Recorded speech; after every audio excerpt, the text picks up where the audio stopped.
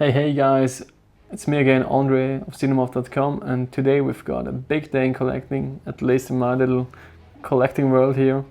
It's the DX12 by Hot Toys. I was quite worried after having seen the reviews, the review of Wayne's Butler, but last night my Swiss friend NED put up a great video review on this figure, and it definitely wanted me to believe in this figure, and I'm now totally curious about this, and I hope you can stay with me during this unboxing. As you see, my Hong Kong seller who shipped it on Monday with EMS put it in this shopping bag you get from the Toy Hunter shop if you get the figure there. So quite a cool addition. You got a Dark Knight logo on the front and also on the back. And to support my friend NED, I think it's completely legit if you invest some more money to get the figures first. I totally understand all the people who want to save some bucks and wait for the Sideshow release in a month or two. But here in Europe we are a bit more independent. We always pay more for the figures, so it's not a big deal if you get the figures first in Hong Kong or wait for the Sideshow release. Well, so stay tuned for the review. I will unbox it and give you my opinions on the figure. Okay guys, follow me through this unboxing here. That's the outer box. You see it's in this gunmetal gray.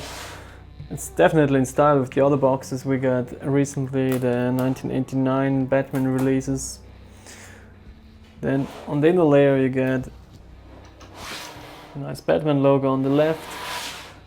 And there's a cool little info, just plain a blueprint of the tumbler and then one line rise. So definitely cool. So when we dig deeper here into this DX box, you see that's the actual figure. There are some interchangeable faceplates. Then the DX Batman head, the head sculpt with Christian Bale. And some more additions. Then when you put off the outer front layer, you see some more details on accessories. There's a separate neck piece, I think. Then we got an alternative belt, of course. You get the different gloved hands and of course the gadgets you need. Then on the deepest layer there are the base, the cape, and I think the manual is there. So the usual deal here. Well guys, this is my second tape. I really wasn't that satisfied with the first take. There were some problems, some stuff on the figure. Actually I had the cape misplaced or not attached the right way. Then there were some other problems. People on the Sideshow Freaks forums thought the figure has googly eyes. Then there was a discussion about the abs, that they are oily, and I think there was another problem that the ab muscles are asymmetrical placed. And I thought this time I won't do an actual review on the figure. I just want to get into those points, since there are other widths for sure on this figure in the future that can cover all the things you get with the figure. Okay, the first problem I want. Okay guys, first impression, extremely cool figure. I don't own the DX02, so I have no comparison to that one. But I always wanted the DX02 and never had the chance, so I wasn't willing to pay more than 300 bucks for it. And then the DX12 came along, and yeah, I'm quite satisfied. Was a bit worried because we got the first review of Wayne's Butler that wasn't so good, and then the first comments on my photos weren't that good either. And just wanted to use this video to give a bit more judgment and reasoning into this hating on this figure. there was a great review of NannyD, my Swiss friend, and he also was very satisfied with this release. So let's get into the details.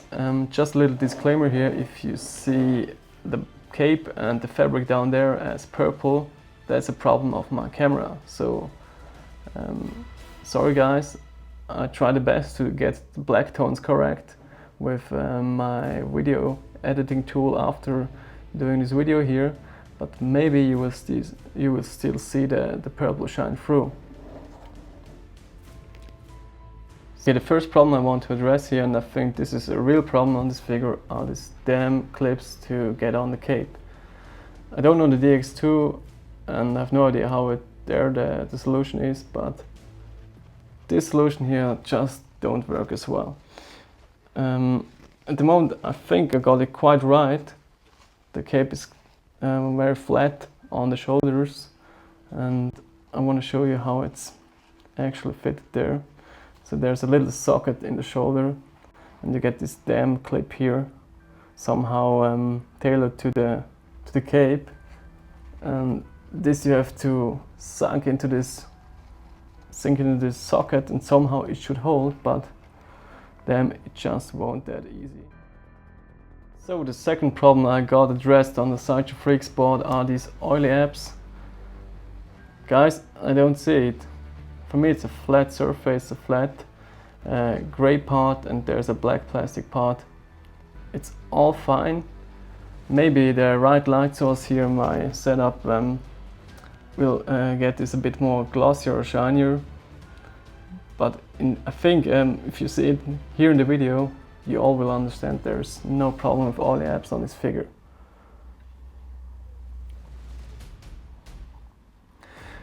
And also here we got another problem. There's some people saying that my apps on the figure, that these apps on the figures are asymmetrical, so they're crooked a bit. And guys, that's just because of the way how you pose it with the waist articulation. So if you turn it there, the whole suit gets in the other way, and that's the reason how you get this crooked look here. So it's all a matter how you pose the figure, and in the end I think you get quite dynamic look here, and it feels like an actual suit, not an armor plating on a normal body.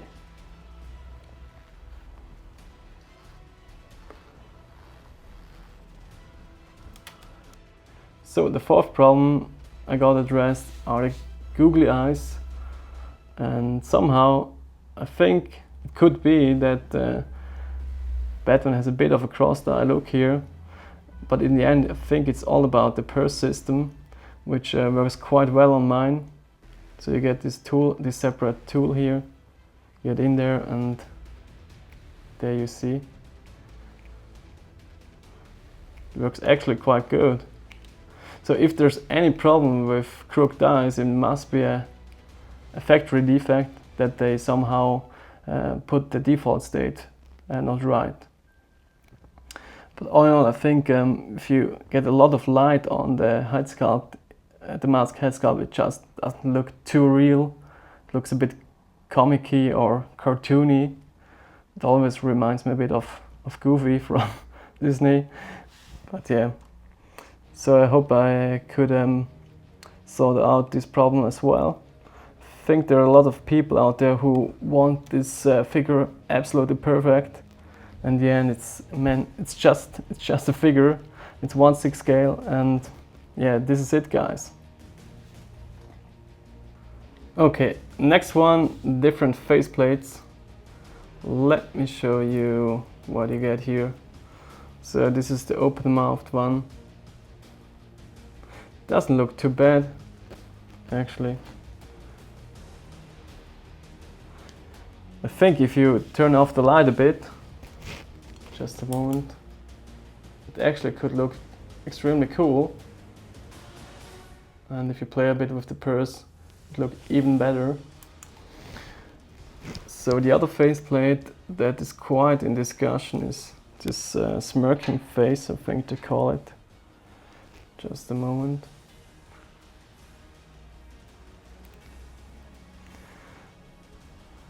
Also here I'm I don't understand what's the problem actually.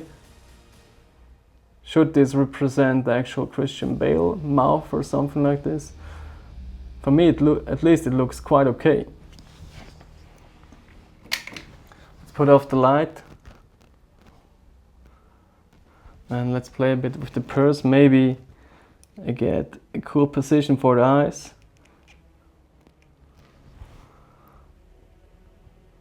So what about this here?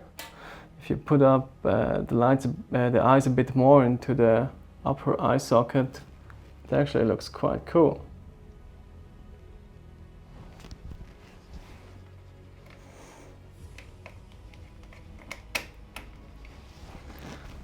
Same with the light on. And so I don't know, guys, I think that way it looks definitely cool. There's no actual problem. You have definitely your Bale look there.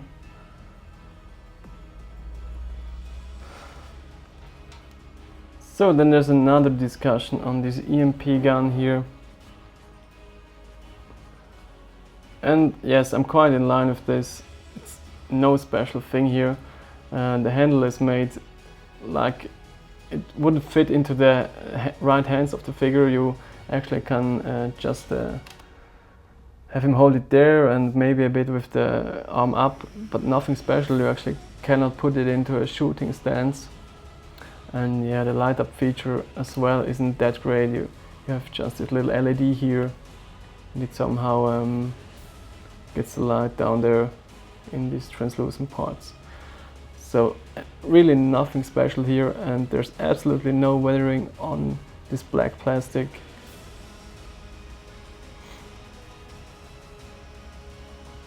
So next issue, the Bale head, the iconic Bale head. And here we got the 2011 exclusive, the Batman Begins exclusive. And yeah, what can I say? There's so many people bugging around on the new head. It doesn't look like the prototype and on and on. And guys, I think it looks far better than the old one. It portrays a well-aged Christian Bale. And you even got the little details here. As you see, there's a little mole at the side of his nose. The hairline isn't painted that good as on the prototype, but I think it's understandable because this is a mass production unit here. It's no prototype, no photoshopping included here. So I would be real, guys. And again, personally I think it looks much better than this smoother looking Christian Bale head.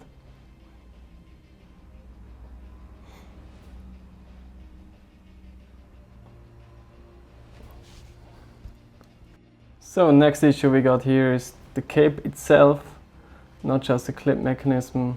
Definitely hate this, probably you will hate it too. The cape itself, yeah, not a big fan of it either. Totally understandable. You get a shinier surface in the inside and a matte surface on the outside.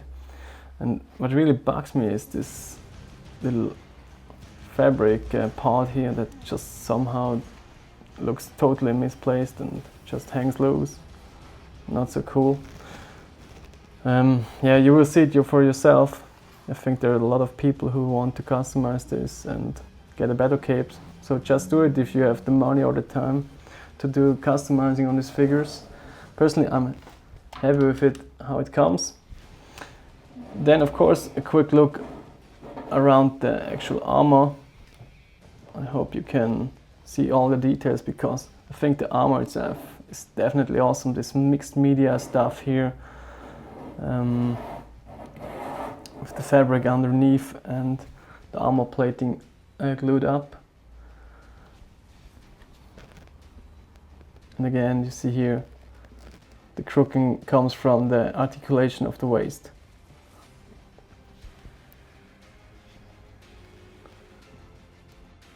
Then another point or discussion is about the articulation. I see that the new suit is probably a bit more articulated than the older one from what I've read, and yeah, the most extreme position you get with the legs is about this. If you go over this, it might get a little crack into the suit, so I wouldn't dare this. But in the arms you get a lot of articulation and free floating stuff, because all these parts are separated. Then the neck, as you know, is magnetized, also the head. I think that's quite a good solution.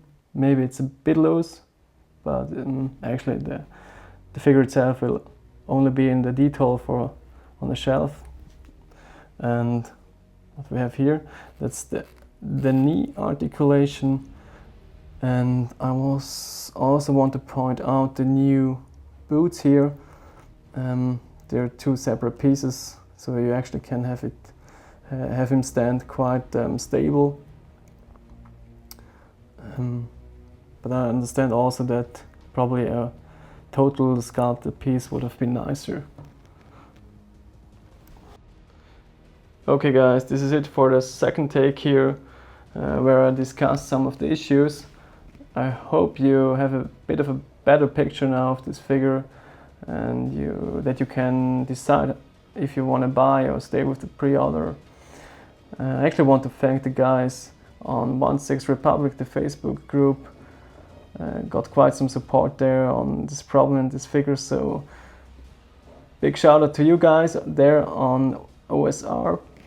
Also to you guys on the Sideshow Freaks forums. I hope I could sort out some of the problems you addressed. And actually I probably will put the video takes from the initial unboxing right after this last part here. Okay guys, thanks for watching, and until next time, bye bye.